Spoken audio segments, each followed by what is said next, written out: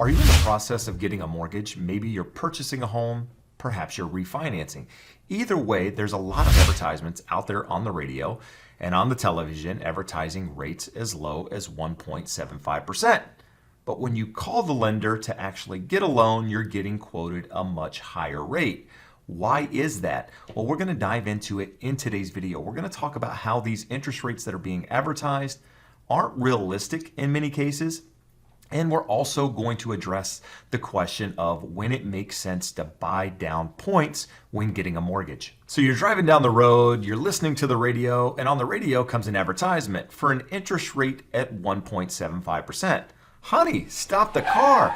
You call the lender and get a quote, and they're quoting you $28,000 in order to get that rate.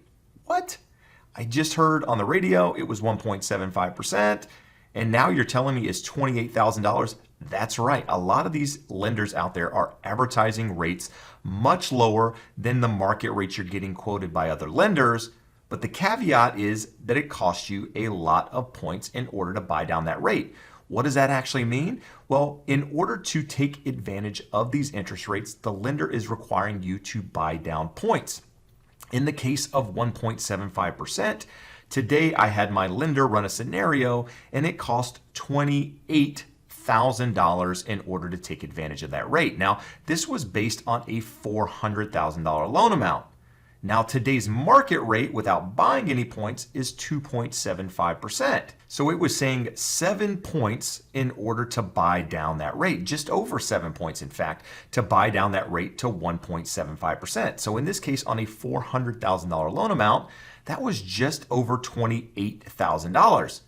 But here's the catch. It was only saving you $204 per month between that 2.75% and that 1.75%. So 1% only saved you $204 a month. And that may seem like a lot, but it's costing you $28,000 to do it.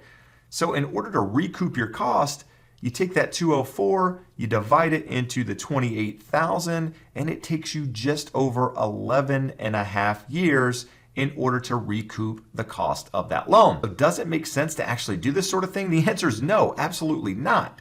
But when does it make sense to actually buy down points? I get that question a lot, and that's something we're going to talk about here in just a minute. Before we get into that though, I want to ask a favor. If you find any value in this content at all, hit that thumbs up, share it with someone that you know that might be buying a house or refinancing so they know exactly what to expect when going through that process. So the question often comes up, when should you consider buying points? If you're getting a mortgage, whether you're buying a house or you're refinancing, when does it actually make sense to pay additional money to buy down that interest rate? And it's going to depend on your situation, on your scenario, right? In some instances, to buy it down an eighth of a point or a quarter of a point, it's only a couple of $100. And in some cases, it might end up costing you thousands.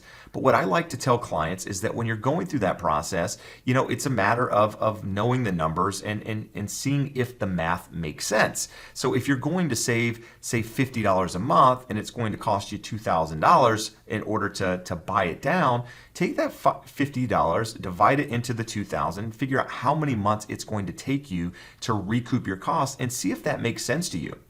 And I guess the second question would be, what happens if interest rates were to go lower? Would you want to potentially refinance? Are you a person that when you gain equity in your property, do you consider pulling out cash and doing a cash out refinance?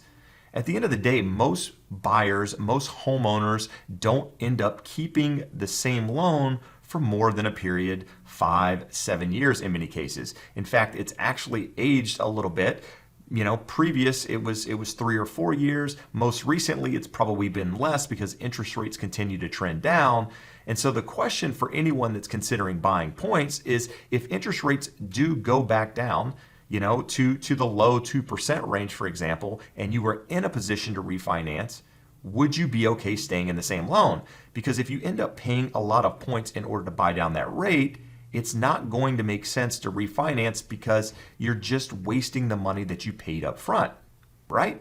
That's what you have to figure out. You have to do the dollar cost average to figure out if it makes sense in order to buy down that rate. If you're the person that, again, plans on selling your house in a couple of years, but it's going to take you 5 years to recoup your costs, then chances are you shouldn't be a buyer, a homeowner buying down interest rates in those cases. You should just, take the par rate out there, what the lender is offering. In some cases, you can actually even take a little bit higher rate and have the lender give you a credit towards closing cost.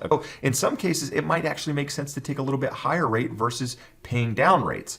But each situation is going to be a little bit different. You have to figure out whether it makes sense to you.